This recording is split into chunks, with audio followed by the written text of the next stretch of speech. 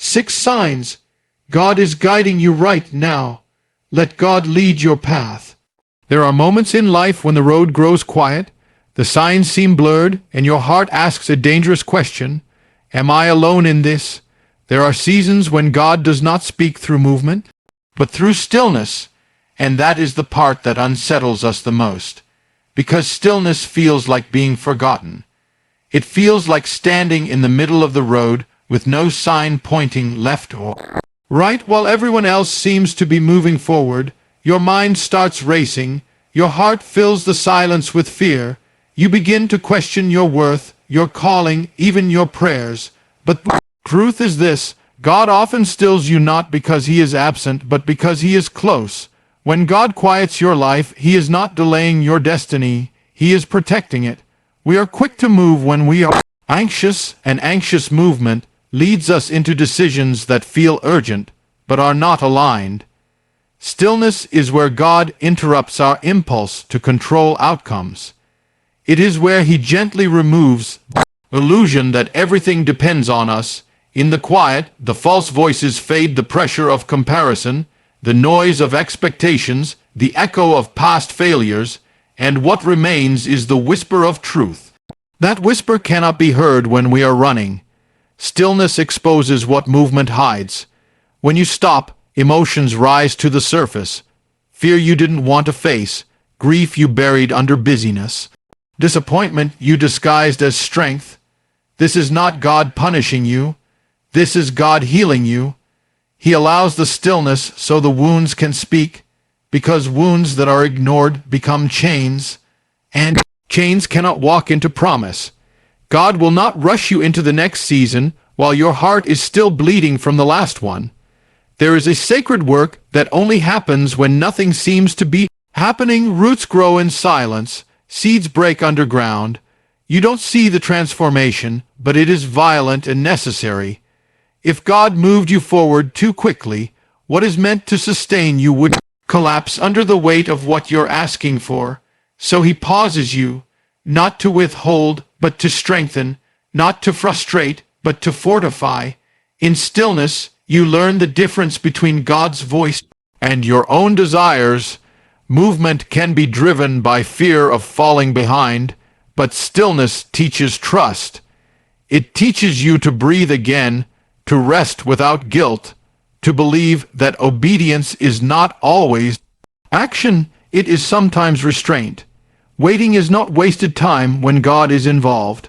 Waiting is alignment, and here is the hardest truth to accept. Sometimes God stills you because the next step will cost you more than you think.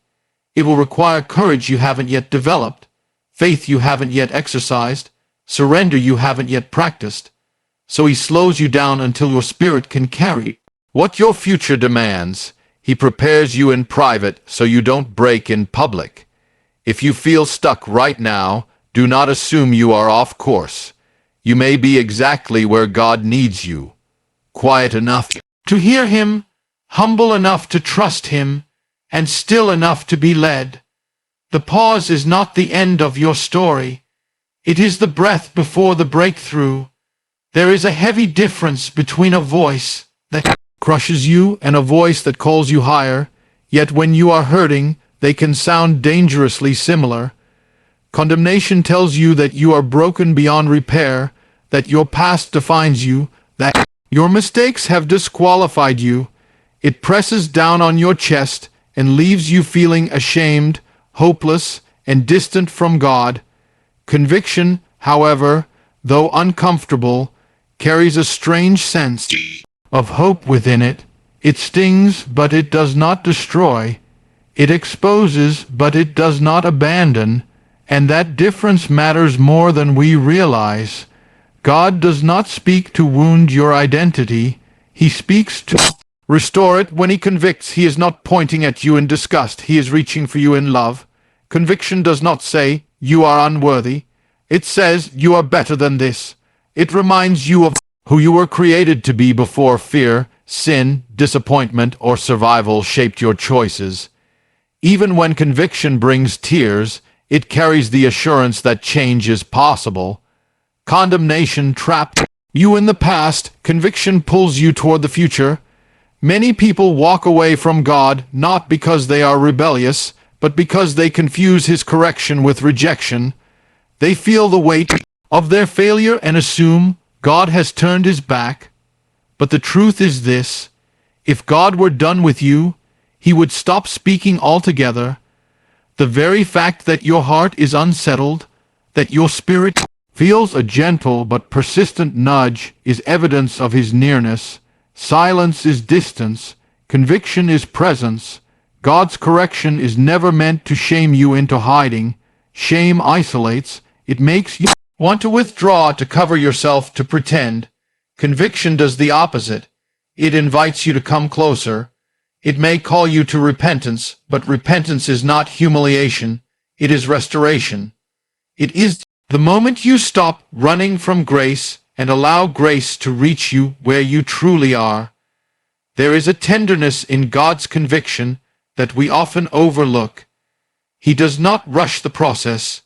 He does not expose everything at once. He leads you layer by layer, because healing is too sacred to be forced. He knows what your heart can handle. He knows when to press and when to comfort. And even when He confronts what is wrong, He never withdraws His love. His correction is always wrapped in patience. Condemnation leaves you feeling heavy and hopeless, as if there is no way back. Conviction, though painful, brings clarity. It brings a strange peace that says, "This hurts, but it's right." It reassures you that God is not against you. He is for you enough to refuse to leave you unchanged. Peace does not always mean comfort. Sometimes peace is knowing you are being led, even through discomfort.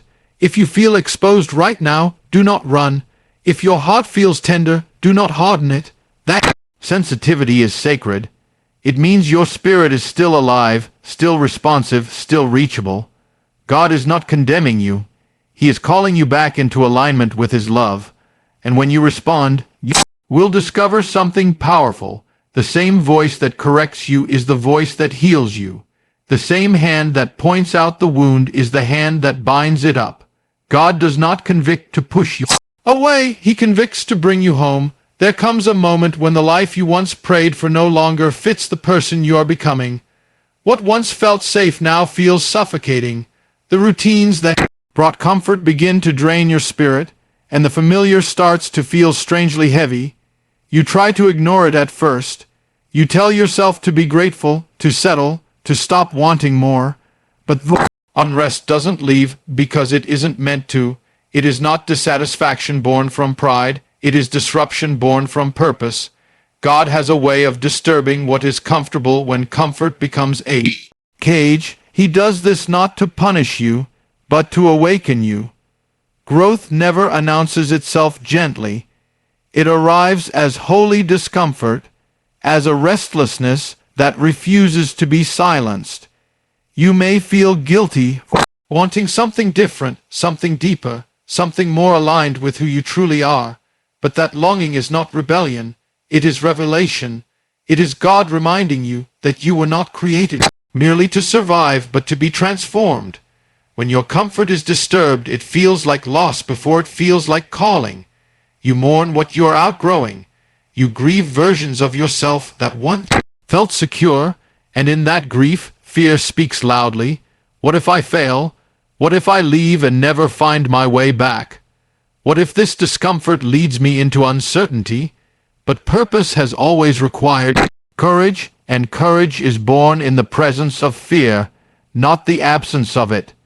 God does not wake the sleeping spirit without intention. When He stirs you, it is because staying would cost you more than leaving. Remaining where you are may preserve your comfort, but it will slowly starve your soul. The ache you feel is not weakness. It is the sound of your calling pressing against the walls you've built to feel safe, and those walls, though familiar, were never meant to be permanent. There is pain in becoming.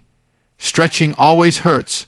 Letting go always feels like loss before it feels like freedom. But God does not disturb your comfort without awakening your purpose at the same time.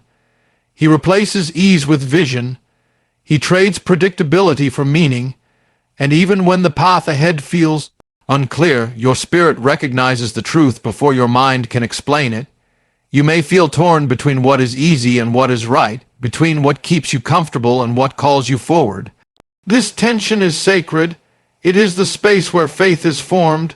God is teaching you to trust Him beyond what you can control, beyond what you can see, beyond what you can explain to others.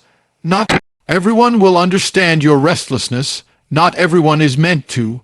Some are called to witness your obedience, not participate in it. If your comfort has been disturbed, do not rush to numb feeling or run back to familiarity.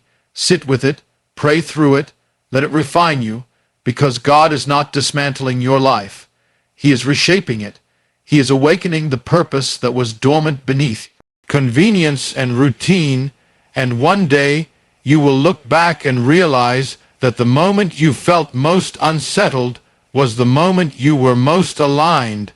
The discomfort was not the enemy, it was the invitation. There is a quiet change that happens before the visible one, a shift so subtle that you might miss it if you're not paying attention. The things that once excited you no longer satisfy you. The noise that used to entertain you now feels empty. Conversations that once felt important begin to sound shallow. You're not becoming cold or distant, you're becoming aware. Your spirit is growing, and growth always changes what you're drawn to. You may feel confused by this loss of interest, even lonely in it. Old habits fall away, familiar desires lose their grip, and you wonder if something is wrong with you. But this is not a crisis, it is a calling. God often draws us away from the noise before He leads us into clarity. He loosens our attachment to what distracts us so we can hear what truly matters. What you are experiencing is not boredom. It is discernment being awakened. When God begins to guide you, He doesn't always add things to your life. Sometimes He subtracts. He removes the appetite for what once filled your time, but never filled your soul. The pull toward the light feels gentle yet persistent. You're not being forced, you're being invited. And the invitation feels like a longing you can't explain, a desire for depth, for truth, for something eternal. This shift can feel uncomfortable because it separates you from environments that once felt familiar. You may find yourself out of step with people you love, not because you think you're better, but because you're becoming different. That difference can hurt. It can make you feel misunderstood or isolated. But God never isolates without purpose. He creates space so your spirit can breathe, so your vision can clear, so your heart can be shaped without constant interference. The noise of the world is loud and demanding. It pulls at your attention, your identity, your sense of worth. But God's guidance is quieter. It doesn't compete for your attention, it waits for it. As the noise loses its grip, you begin to notice the small things, the weight of your thoughts, the direction of your desires, the subtle conviction when something doesn't align. That sensitivity is not weakness, it is spiritual maturity forming. Being drawn toward the light doesn't mean you have everything figured out. It means you're willing to be led even when the path is unclear. You may not know where you're going, but you know where you no longer belong. That knowing is powerful. It protects you from settling for shadows when you were created for truth. If you feel this pull, don't fight it. Don't try to drown it out with distractions or numb it with familiarity. Let it guide you.